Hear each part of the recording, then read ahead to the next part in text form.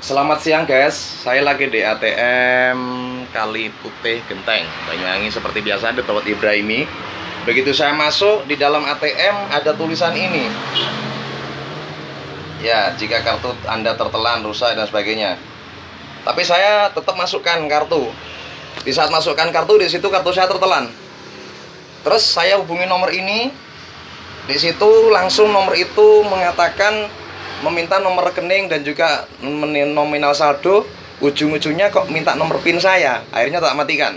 Terus tak teleponkah ke nomor ini. Telepon ke nomor ini, ternyata di situ BRI tidak pernah memberikan call center sepanjang itu.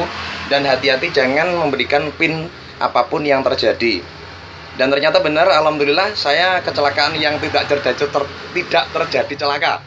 Jadi menghimbau teman-teman hati-hati kalau ada ATM yang kayak gini tulisannya dan kartu Anda tertelan, jangan pernah menghubungi nomor ini. Ini nomor penipuan.